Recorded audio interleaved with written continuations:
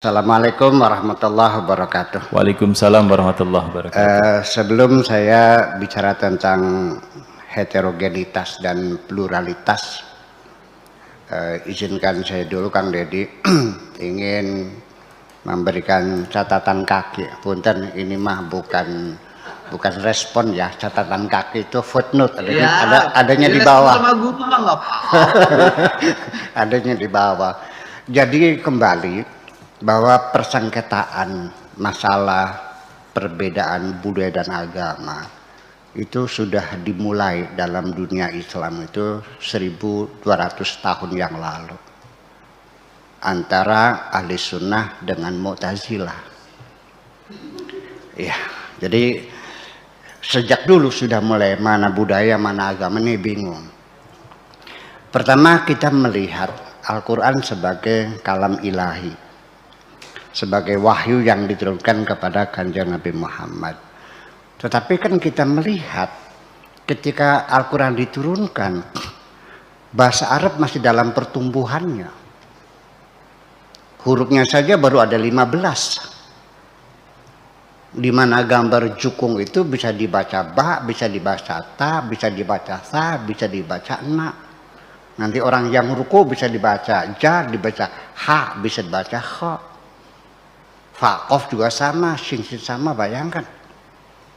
Kita dengan ejaan baru saja ketika dihilangkan apostrof di atas e menjadi e, kita sudah bingung pesantren kempek apa kempek.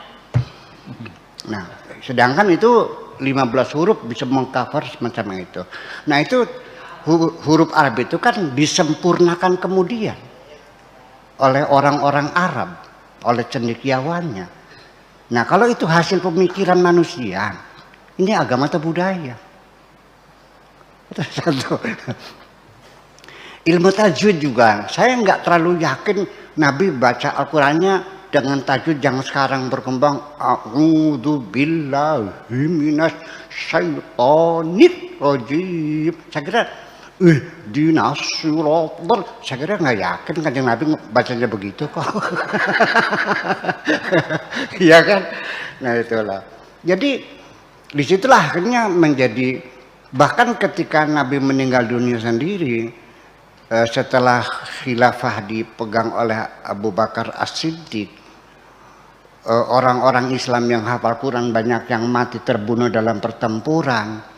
Kemudian catatan-catatan Quran masih berserakan di mana-mana, di pelepah korma, di batu, di kulit-kulit kambing dan sebagainya, yang pada rusak dimakan rayap dan sebagainya. Ide Sayyidina Umar kan mengatakan ini Al-Quran bisa hilang kalau begini. Jadi gimana maksudnya? Kita kumpulkan saja, dibukukan. Ditolak oleh Abu Bakar, tidak disuruh oleh Rasulullah. Tetapi karena Sayyidina Umar itu berulang-ulang meyakinkan, akhirnya dia setuju juga, tapi sambil ngosong. Ngosong tuh ya silakan, marah gitu tuh, setuju sambil cengkel juga gitu. Tapi biaya sendiri lah, jangan pakai uang kas negara. Untung ada Sayyidina Umar yang dermawan, dibiayai oleh beliau. Nah setelah dikumpulkan, yang aslinya itu dimusnahkan semuanya. Nah ini menjadi masalah. Sehingga kita ketika mencari artinya aslinya yang mana, ya, manuskrip yang asli tulis pada sahabat awal pertama itu mana, nggak ada, kita nggak temukan. Nah itu persoalannya itu. Kemudian ketika Islam berkembang kemana-mana, kan bangsa-bangsa lain yang mengenal bahasa Arab kan tidak paham. Disitulah mulai ada gerakan penafsiran. Tetapi ketika mereka menafsirkan Al-Quran berbeda-beda. Sampai ketika mengkodifikasikan hukum Islam berdasarkan Al-Quran juga hasilnya berbeda-beda. Bahkan di ibadah-ibadah murni seperti wudhu juga ada yang nyenggol istri bilang batal, ada yang bilang tidak batal, ada yang bilang tergantung. Padahal ayatnya sama. Aula mastumun nisa. Imam Syafi'i bilang batal, Imam Maliki bilang tidak batal, Imam Hambali tergantung. Kalau ada syawatnya batal, kalau tidak ada tidak batal. Nah, ketika berbeda pendapat itu kan pikiran manusia. Nah, jadi akhirnya kan timbullah pertanyaan, oleh kaum Mu'tazilah, kaum rasionalis itu. Bung, begini, ini Al-Quran itu makhluk atau bukan makhluk? Disinilah mulai perpecahan pemahaman budaya dan agama semesta. Jadi sudah 1200 tahun yang lalu. Ya. Dan ketika itu korbannya sampai 10.000 kaum intelektual dibantai pada zaman itu. Ya, kaum Mu'tazilah itu. Jadi kalau andainya kaum Mu'tazilah waktu itu tidak dibantai, mungkin Islam sekarang akan menguasai dunia kok dengan pengetahuannya. Ya, tapi bagaimana sejarah seperti itu? Nah, sampai para imam-imam sendiri juga ditindas oleh raja-raja yang Sunni itu.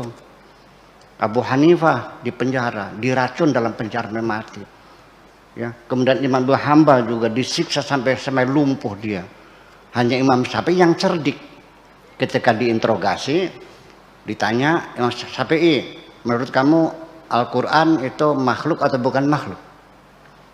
Kalau bilang makhluk, dia mungkin tidak disiksa oleh raja, tapi kan disiksa di akhirat nanti. Kalau bilang bukan makhluk, ya kan? Ya mungkin dia disiksa sekarang ini. Jadi dia dengan mengacungkan tangannya sambil menunjuk jari-jarinya, Innal Quran, sesungguhnya Al-Quran, sambil memegang jari kelingking. Wa Taurat, jari manis. Wa Zabur, jari tengah. Wal Injil, jari telunjuk. Ini semuanya adalah makhluk.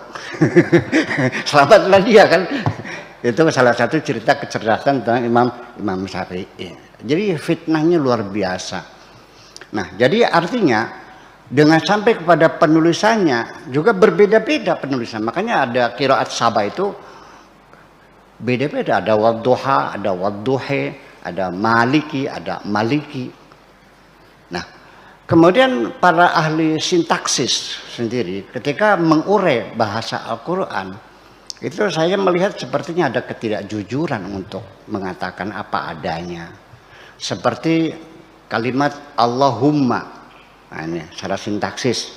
Allahumma itu kata para ahli nahu lah, sintaksis ahli nahu. Allahumma itu asalnya ya Allah. Ya-nya diganti dengan mim lalu ditaruh di akhir menjadi Allahumma. Otak saya nggak menerima bahwa ya diganti dengan mim. Ya. Kenapa? Karena Allahumma ini di dalam kitab Tauratnya, kitab-kitab perjanjian lama, itu mereka menyebutnya Elohim. Sebelum Islam turun, itu mereka memanggil Tuhannya Elohim. Orang Arabnya bilang Allahumma. Apa sih, kenapa sih nggak jujur aja? Ini bahasa yang diadopsi dari apa dalam bahasa Indonesia mengadopsi bahasa namanya adopsi. Unsur sarapan ya. Ya, kata sarapan bahasa asing. Kenapa sih nggak jujur aja bahwa Allahumma asalnya Elohim? Nah itu kan, ya saya mungkin itu nanti kebenarannya kita serahkan kepada Allah semuanya itu. Secara kebetulan, sebab bisa saja terjadi orang Arab bilangnya sukar, artinya gula. Orang Inggrisnya bilang sugar, orang Perancis bilangnya sucre, orang Spanyol sukarino. Apakah itu serapan? Apakah memang kebetulan? Nah ini nanti proses kita nanti bicarakan dalam perbincangan bahasa dari satu bangsa ke bangsa yang lain dalam kajian komparasi linguistik. Nah kemudian hasil tafsirnya juga sama, bacaannya berbeda, hasilnya berbeda. Nah sampai sekarang belum pernah terjadi penyelesaian, belum ada kesepakatan sampai sekarang. Nah itu. Kemudian fikih yang kita orang menganggapnya inilah hukum agama.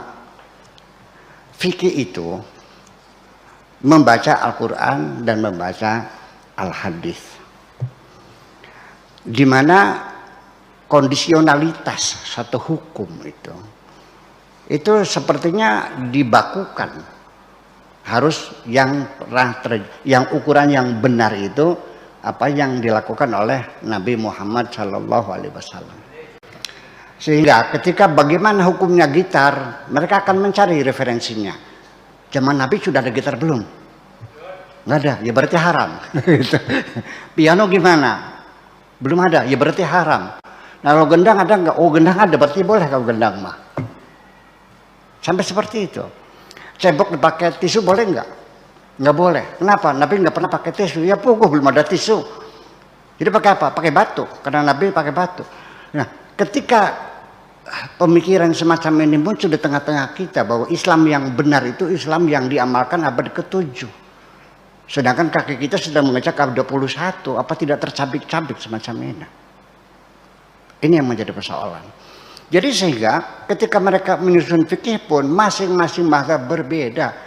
4 itu yang besar ya, yang lain puluhan, mungkin ratusan ya para mujtahidin itu, dan semua hasilnya berbeda-beda. Sampai di bidang zakat saja, menurut Abu Hanifah semangka itu tidak wajib zakat. Orang nanam cabai itu tidak wajib zakat. Sedangkan harga cabai 120.000 per kilo, dia menanam cabai 10 hektar, dapat uang 4 miliar. Tapi orang nanam padi yang dapat 25 juta harus bayar zakat. Ini berbeda antara Imam Syafi'i dan Imam Hambali. Imam Maliki kenapa mengatakan tidak wajib zakat cabai? Karena dia bukan makanan pokok. Tetapi Imam Abu Hanifah melihat dari sisi keadilan sosial.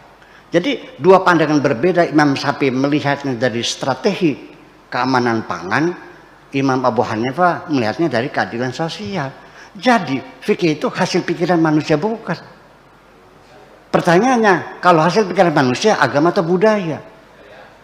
Nah, disinilah makanya Kang Deddy, selagi kita berbicara agama ini pada lingkaran pertama tentang syariat atau fikih, pasti kita bertengkar. Ketika berbicara pada lingkaran yang lebih dalam lagi, akidah, ilmu tauhid, ilmu kalam, juga kita akan bertengkar lagi. Lingkaran yang terdalam yaitu akhlak, juga kita akan bertengkar lagi. Baru kita akan selesai tidak bertengkar ketika kita sudah masuk dalam inti agama, yaitu cinta. Saya kira seperti itu. Nah, kemudian, oke, sekarang saya lanjut, itu catatan kaki buat yang tadi. Kemudian tentang heterogenitas dan pluralitas, sengaja saya pakai dua-duanya karena heterogenitas tidak mewakili pluralitas. Demikian pula sebaliknya. Saya ingin bicara dengan bahasa sederhana sajalah karena audiens kita juga kan heterogen. Ketika saya berbicara di hadapan orang banyak, karena sebagai public speaker, ada Kang Deddy, ada profesor, ada tukang beca, ini kan heterogen. Ada yang profesor, ada tukang beca. Saya berbicara bagaimana caranya kira-kira tukang beca paham, Pak Profesor tidak jenuh. Karena saya menghadapi heterogen. Tetapi kalau pluralitas, di hadapan saya agamanya berbeda-beda, ideologinya berbeda-beda, partainya berbeda-beda, suku bangsanya, kebangsanya berbeda-beda. Itu bersebut dengan pluralitas. Jadi kedua-duanya, makanya saya pakai heterogenitas dan pluralitas. Saya kira. Nah, kemudian yang menjadi hal yang aneh bahwa heterogenitas dan pluralitas pada bangsa Indonesia ini ketika tahun 45 itu memproklamirkan kemerdekaannya, itu betul-betul miracle, betul-betul kemujizatan yang luar biasa, yang secara logika tidak mungkin terjadi. Karena untuk membangun satu negara tidak didukung dengan faktor-faktor yang substantif. Kesamaan bahasa nggak ada, kesamaan suku nggak ada, kesamaan geografis nggak ada, kesamaan historis tidak ada, kesamaan politik nggak ada, kesamaan agama tidak ada. Kok bisa bersatu ya? Nah, itulah makanya aneh bin ajaib. Jadi bukan hanya Candi Borobudur sebagai 7 keajaiban dunia, berdirinya negara Indonesia pun menjadi keajaiban dunia juga sesungguhnya. Banyak negara yang bahasanya sama, negaranya berbeda, agamanya sama, agamanya berbeda, rasnya berbeda, ada hitam, ada putih, bisa bikin, ya semacam itu. Kita ada Sunda, ada Jawa, ada Madura, ada Bali, ada Aceh, ada turunan aborigin, Papua dan sebagainya. Aceh itu kan dekat ke Arab ke sana, bukannya lain kan gitu. Kan jauh berbeda. Jarak antara Aceh, Maroko sampai dari Sabang Merauke itu panjangnya lebih panjang dari benua Eropa kok.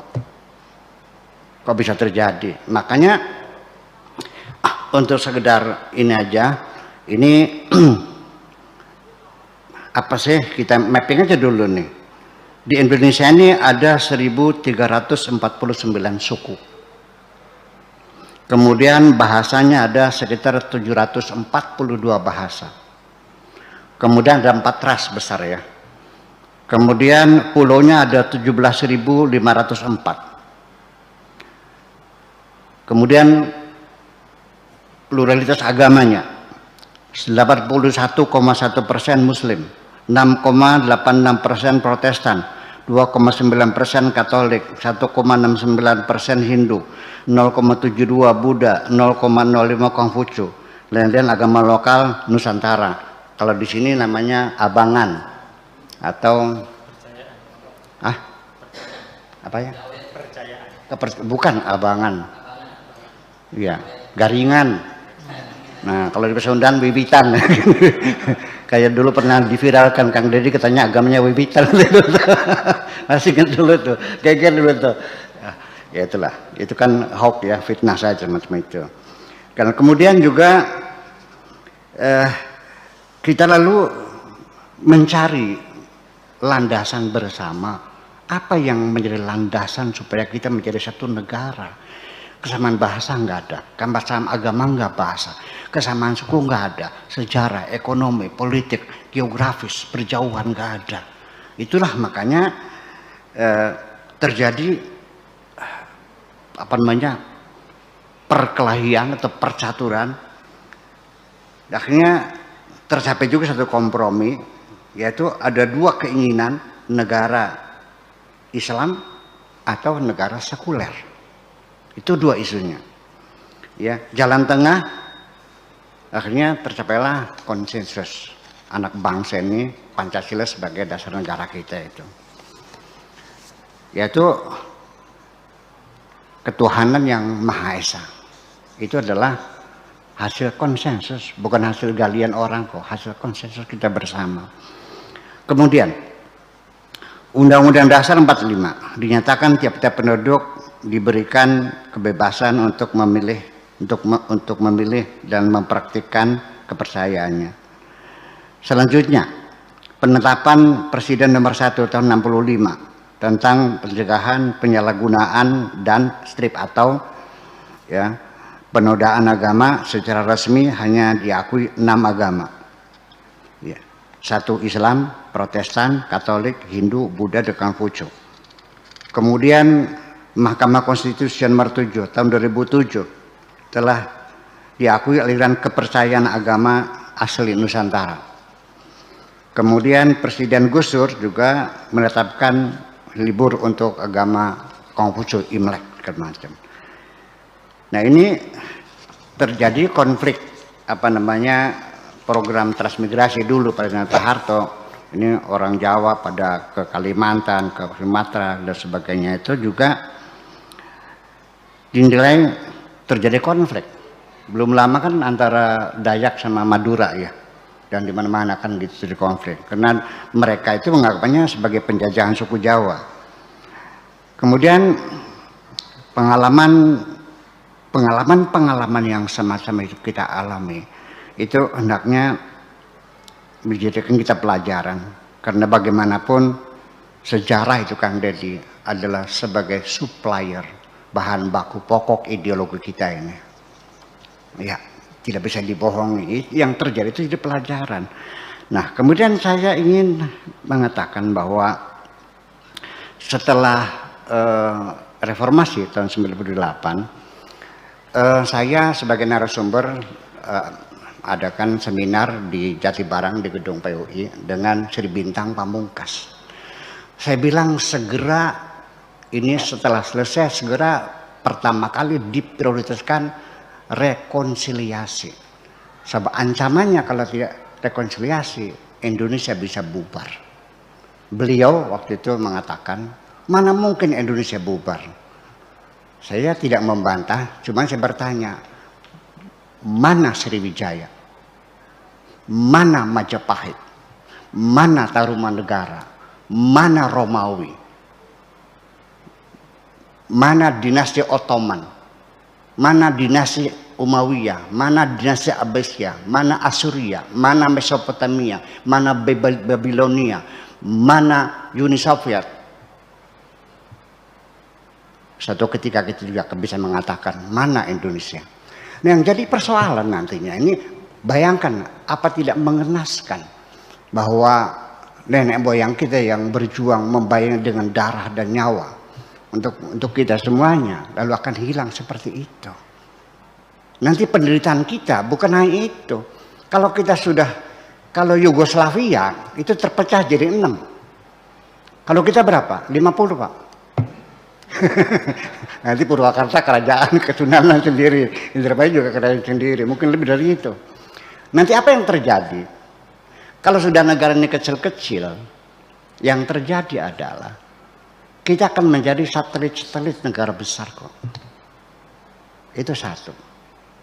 Kemudian juga apa yang terjadi akan seperti negara-negara di Timur Tengah juga. Tiap hari perang berebut perbatasan. Kita juga nanti dengan Purwakarta, dengan Subang bisa perang juga rebutan perbatasan.